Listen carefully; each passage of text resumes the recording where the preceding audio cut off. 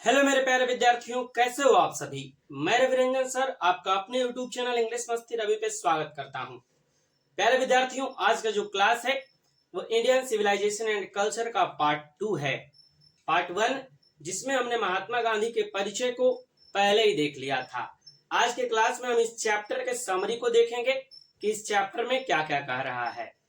तो सभी विद्यार्थी, क्लास शुरू करने से पहले क्लास को लाइक कर दीजिए। यह क्लास बिहार बोर्ड 12th 2024 परीक्षा के लिए है, जिसको आर्ट्स साइंस कॉमर्स सभी विद्यार्थी देख सकते हैं। और यदि अभी तक आपने हमारे पीडीएफ को डाउनलोड करने के लिए फ्री में एकदम हमारे टेलीग्राम चैनल को नहीं ज्वाइन किया तो इंग्लिश मस्ती रवि हमारे टेलीग्राम चैनल से जरूर जुड़ जाएं। तो प्यारे विद्यार्थियों, चलिए हम लोग आज की क्लास की शुरुआत करते हैं और देखते हैं आपका chapter Indian civilization and culture, इस चैप्टर में क्या क्या कहा जा रहा है। तो देखिए बाबू, इंडियन सिविलाइजेशन एंड कल्चर, भारतीय संस्कृति, सभ्यता और संस्कृति, यह चैप्टर है जिसके लेखक हैं महात्मा गांधी। ठीक है, तो देखिए क्या कह रहा। इसके परिचय, महात्मा गांधी के परिचय को हम पिछले क्लास में देख लिए थे। जो विद्यार्थी पिछले क्लास को नहीं देखे आप जरूर देखिए, उसमें आपको इस चैप्टर के बारे में ज्यादा डिटेल बताया गया है। आगे देखिए क्या कह रहा कि according to Gandhi Indian civilisation is not be compared with western civilisation. According to मतलब होता है के अनुसार, गांधी मतलब गांधी जी, इंडियन सिविलाइजेशन मतलब भारतीय सभ्यता, कंपेयर्ड मतलब होता है तुलना करना, वेस्टर्न सिविलाइजेशन मतलब पश्चिमी सभ्यता। कह रहा क्या कि गांधी जी के अनुसार भारतीय सभ्यता का पश्चिमी सभ्यता के साथ तुलना नहीं किया जाना चाहिए। यह गांधी जी के अनुसार बोल रहा है क्या कि जो हमारा भारतीय सभ्यता है उसकी तुलना पश्चिमी सभ्यता से कतई नहीं हो सकती। ठीक है, आगे कह रहा इट इज अनबीटेबल, हमारा जो सभ्यता है, हमारा जो इंडियन सिविलाइजेशन है वो अजय है, अमर है, अटल है। ठीक है, अनबीटेबल मतलब होता है अजय, जिसको हराया नहीं जा सकता। ठीक, आगे देखिए क्या कह रहा, Roman, Greek, Egyptian civilisations have all perished. Perished मतलब होता है ढह गया, समाप्त हो गया, पतन हो गया। पेरिस्ड मतलब क्या होता है, पतन होना। क्या होता है, पतन होना।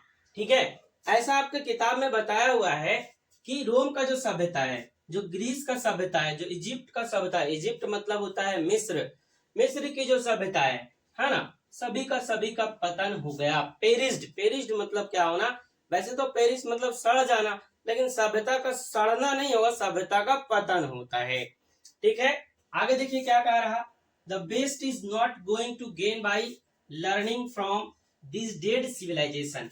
और यहाँ बेस्ट कहने का मतलब जो पश्चिमी देश है वह अपने इस मरे हुए सभ्यता से, अपने इस डेड सिविलाइजेशन से कुछ सीख नहीं सकता, कुछ सीख प्राप्त नहीं कर सकता, क्योंकि जो चीज का पतन हो गया, जो चीज ढह गया, उससे हम क्या ही सीख सकते हैं, है ना।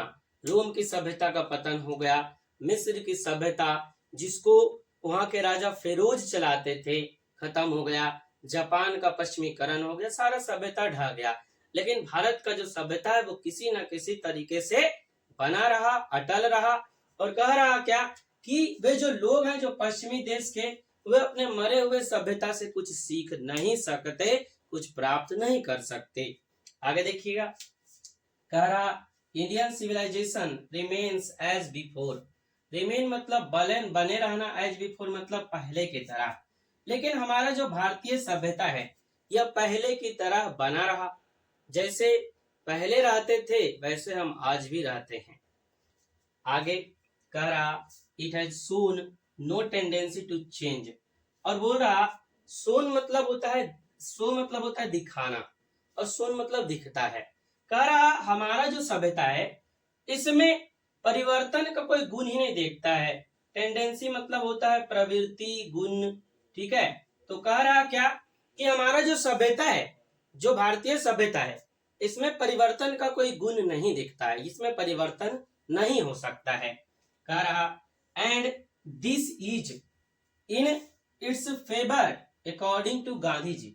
और क्या है, यही इसके पक्ष में है। फेवर मतलब क्या होता है, किसी के पक्ष में जब कोई होता है तो उसको हम कहते हैं फेवर में है। ठीक है, तो गांधी जी कह रहे हैं क्या कि भारत का जो सभ्यता है इसमें वह गुण नहीं है कि यह बदल जाए, और यही चीज जो है इसके पक्ष में है। किसके पक्ष में है, तो भारत के सभ्यता के पक्ष में है।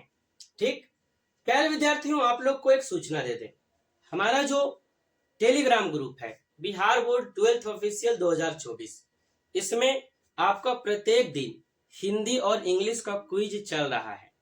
यदि आपको भी हिंदी और इंग्लिश के ऑब्जेक्टिव में 50 में 50 नंबर लाना है, आप चाहते हैं कि मेरा भी हिंदी इंग्लिश के ऑब्जेक्टिव में 50 में 50 नंबर आ जाए, तो आप भी प्रत्येक दिन उस क्विज को अटेंड कीजिए। क्विज कैसे होता है थोड़ा समझिए। वो जो क्विज होता है उसमें हम आपको प्रत्येक दिन सिलेबस दे देते हैं, जो कि मेरा वीडियो ही होता है ऑब्जेक्टिव का। आप उसको दिन भर में कभी भी देखिए, और शाम को 7 बजे आप आके हिंदी का, इंग्लिश का और 7:15 में हिंदी का क्विज खेलिए। और इतना खाली आप डेली 10 से 15 मिनट अपना देते हैं तो मेरा विश्वास करिए ऑब्जेक्टिव में आपको कहीं से कोई दिक्कत नहीं होगा। ऑब्जेक्टिव आपका एकदम सुदृढ़ मजबूत हो जाएगा। आप आंख बंद करके भी एग्जाम में बना के आइएगा। और देखिए, अब आपके लिए सब क्लास फ्री है, सब पीडीएफ फ्री है, कोई तरह का कोई दिक्कत नहीं है। पीडीएफ भी देखिए आपको हमारे चैनल पे मिल ही रहा है। जैसे जैसे चैप्टर खत्म होगा आपको पीडीएफ मिलता चलेगा। और हमारा देखिए क्लास कैसे होता है, सबसे पहले हम लेखक परिचय बताते हैं, फिर उस चैप्टर के बारे में बताएंगे, ऑब्जेक्टिव बताएंगे, शॉर्ट क्वेश्चन आंसर बताएंगे। इस तरीके से हमारा जो चैप्टर है वो खत्म होता है।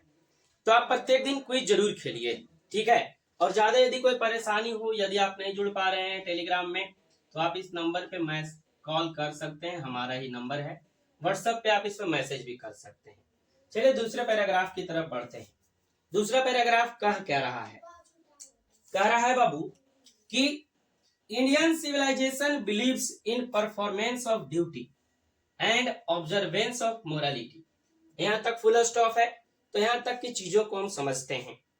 कह रहा बिलीव्स मतलब विश्वास करना, परफॉर्मेंस ऑफ ड्यूटी मतलब होता है कर्तव्य का प्रदर्शन। कर्तव्य का प्रदर्शन मतलब कर्तव्य को दिखाना, ठीक है। ऑब्जर्वेंस ऑफ मोरालिटी मतलब होता है नैतिकता का अनुपालन।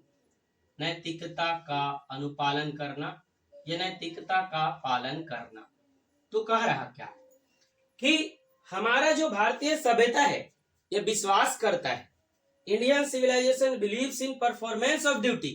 किस पे बिलीव करता है, तो हम अपने कर्तव्य के प्रदर्शन पे बिलीव करते हैं, हम अपने कर्तव्य पे बिलीव करते हैं, काम करने की शक्ति पे बिलीव करते हैं। आगे क्या कह रहा, एंड ऑब्जर्वेंस ऑफ मोरालिटी, और हम नैतिकता के पालन पे बिलीव करते हैं। आप भी देखते होंगे कि आपके यहाँ कोई बड़े आते हैं तो आप उनको झुक के प्रणाम करते हैं, उनसे अच्छे से बात करते हैं, बिठाते हैं, खिलाते हैं, पिलाते हैं। तो ये हमारा क्या है, ये हम अपने ऑब्जर्वेंस ऑफ मोरालिटी कर रहे हैं, नैतिकता का अनुपालन कर रहे हैं, है ना। तो हमारा सभ्यता अभी भी उसी कंडीशन में है। आगे कह रहा, it does not indulge in unbridled passion. कह रहा कि हमारा जो सभ्यता है, अनब्रिडल्ड मतलब होता है उलझाऊ, इंडल्ज मतलब होता है लिप्त, और पैशन मतलब होता है जुनून, अंदर का जो इच्छा होता है वो। हमारा जो सभ्यता है ये क्या है, उलझाऊ जुनून में, उलझाऊ चीजों में शामिल ही नहीं होता है ना। अपने सिंपल तरीके से जीता है लोग और सिंपल तरीके से रहते हैं हमारी सभ्यता में। आगे क्या कह रहा है, यहाँ से पैरा चेंज है, लेकिन बार बार पैरा चेंज करेंगे बोर्ड पे तो जगह कमेगा, इसलिए स्लैश हम डाल देते हैं। आगे देखिए क्या कह रहा, our agriculture and housing have stayed more और less unchanged through the century. हमारा जो कृषि करने का तरीका है, हमारा जो कृषि है, और हाउसिंग यानी जो रहने का तरीका है, स्टे मतलब होता है हैव स्टेड, वो अभी भी वैसे ही बना है। कह रहा मोर और लेस देन, मोर और less unchanged through the century, मतलब शताब्दी से, सेंचुरी मतलब क्या होता है 100 साल, सालों साल से हमारा जो खेती का तरीका है, हमारा जो रहने का तरीका है वो सेम है। हम खेती पहले भी हल से करते थे, आज से 100 साल पहले, आज भी बहुत जगह खेती हल से होता है, बैल से होता है। हाँ, हम मानते हैं कि ट्रैक्टर आ गया तो बहुत जगह ट्रैक्टर से भी होता होगा, लेकिन बहुत जगह हल से भी खेती होता है। और ज्यादा हमारे रहने का तरीका भी वही है। अभी आप गांव चले जाइए तो वहां भी आपको मिट्टी का कुछ कुछ घर देखने को मिलेगा। अब तो सीमेंट आया है तो सीमेंट से बना घर है, लेकिन बनाने का तरीका पहले की तरह ही है। ठीक है ना। तो कह रहा क्या कि हमारा जो एग्रीकल्चर है, खेती है, और हमारा जो हाउसिंग है, स्टेट, तो ठहरा हुआ है मोर और less than unchanged through the centuries, मतलब कि शताब्दियों से ऐसा ही है। आगे क्या कह रहा है देखिएगा, our indigenous education has remained unchanged, और हमारा जो प्राचीन, इंडिजिनस मतलब होता है पैतृक, है ना, जो हमारे देश का ही बना होता है, जो घरेलू होता है उसको इंडिजिनस कहते हैं। कह रहा हमारा जो पैतृक शिक्षा है, हमारा जो प्रारंभिक शिक्षा है, हमारा जो इंडिजिनस क्या है एजुकेशन हैज रिमेन्ड अनचेंज्ड, वह अनचेंज्ड बना हुआ है ना। अभी भी हम जाते हैं तो सर को उसी रिस्पेक्ट से हम देखते हैं, वही रिस्पेक्ट हम सर को देते हैं, पैर छू के प्रणाम करते हैं, है ना, अपना एक सलीका में रहते हैं। तो कह रहा हमारा जो प्राचीन शिक्षा है वो अभी भी बना हुआ है, परिवर्तन उसमें नहीं हुआ है। आगे क्या कह रहा, we knew how to invent machinery, हम जानते हैं कि हम मशीनरी का आविष्कार कैसे कर सकते हैं। कह रहा we knew how to invent machinery, हम जानते हैं, ऐसा नहीं है कि हम नहीं जानते कि मशीनरी का आविष्कार कैसे होगा, ये हमको नहीं पता है। लेकिन क्या कह रहा, but we did not set our hearts after such things, लेकिन हम उन चीजों की तरफ अपना दिल को लगाते ही नहीं है ना। कह रहा क्या, but we did not set मतलब क्या करना, लगाना, आवर हार्ट्स अपने दिल को किसकी तरफ, आफ्टर सच थिंग्स, आप सच मतलब होता है इस प्रकार के, और थिंग्स मतलब होता है चीजें। तो हम अपने चीजों, अपने दिल को उस तरफ ले ही नहीं जाते, उस सारी खराब चीजों की तरफ ले ही नहीं जाते। आगे क्या कह रहा, एज ए रिजल्ट, जिसका परिणाम क्या हुआ, we have not become slaves and our moral fibre remains unchanged. कह रहा इसलिए हम आज तक गुलाम नहीं हुए किसी चीज का, और क्या कह रहा, हमारा जो नैतिक स्तर है, जो मोरल फाइबर है ना, वो रिमेन बना हुआ है, अनचेंज मतलब उसी तरह जिस तरीके से पहले था। यदि आज भारत के लोगों को भी कहा जाए कि चलिए आप चलते हैं 10 किलोमीटर, तो कुछ कुछ लोग तैयार हो जाते हैं, चलिए चलते हैं, कोई दिक्कत नहीं है। लेकिन बहुत सारे लोग जिनके पास गाड़ी है उनको 2 किलोमीटर भी चलने बोलिए तो बोले हाँ 2 किलोमीटर कौन पैदल चलता है, चलेंगे ना, हम गाड़ी से चलेंगे। तो ये क्या है, ये हम उसके गुलाम बन गए हैं, है ना।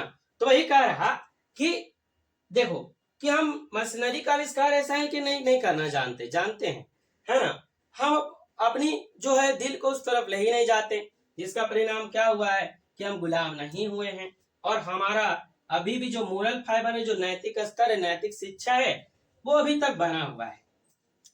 आगे देखिए क्या कह रहा है, आगे कह रहा we did not go in for large cities where gangs of thieves, robbers, prostitution and vice would flourish.